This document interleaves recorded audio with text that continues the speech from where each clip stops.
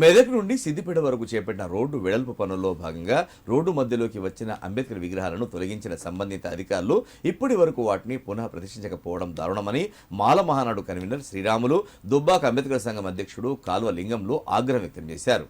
దీంతో అంబేద్కర్ జయంతి వర్ధంతి కార్యక్రమాలు నిర్వహించుకోలేకపోతున్నామని పేర్కొన్నారు. ఈ మేరకు సిద్దిపేట జిల్లా దుబాక పోలీస్ స్టేషన్ లో బాధ్యులైన అధికారులపై చర్యలు తీసుకోవాలని ఫిర్యాదు చేశారు. ఈ సందర్భంగా వారు మాట్లాడుతూ రోడ్డు వెడల్పులో భాగంగా విగ్రహాలు అడ్డుగా ఉన్నాయని, వాటిని తొలగించి పనులు పూర్తయిన తర్వాత మళ్లీ యథావిధిగా ప్రతిష్ఠిస్తామని హామీ ఇచ్చిన అధికారులు ఇప్పటి వరకు పునఃప్రతిష్ఠకు చర్యలు తీసుకోకపోవడం దారుణమన్నారు. దీనివల్ల అంబేద్కర్ జయంతి వర్ధంతి కార్యక్రమాలు చేసుకోలేకపోతున్నామని ఆరోపించారు. వచ్చే అంబేద్కర్ వర్ధంతి వరకు అంబేద్కర్ విగ్రహాలను సంబంధిత అధికారులు చిట్టాపూర్, పోతారెడ్డిపేటలో పునఃప్రతిష్ఠించాలన్నారు. లేని ఎడల అంబేద్కర్ సంఘాల ఆధ్వర్యంలో పెద్ద ఎత్తున ఆందోళనలు చేపడతామని హెచ్చరించారు. కార్యక్రమంలో తునికి లింగందాస్, శ్రీనివాస్ కమతం, రవీందర్ స్వామి, కనకయ్యలు పాల్గొన్నారు.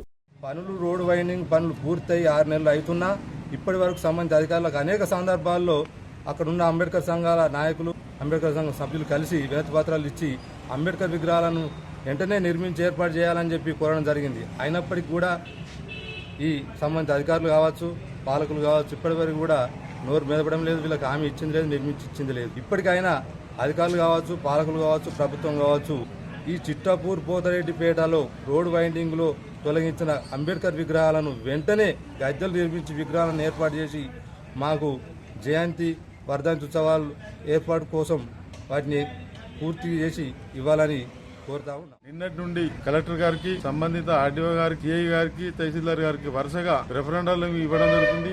ఎందుకంటే బాబాసాహెబ్ అంబేద్కర్ వర్ధంతులు వేడుకలు జరుపుకోలేకపోతున్నాం, పక్కకున్నాయి కాబట్టి గత 15 నెలలుగా హైవే రోడ్డు నిర్మాణాలు చేపట్టి విగ్రహాలను పక్కన పెట్టి మమ్మల్ని పండగ చేసుకోకుండా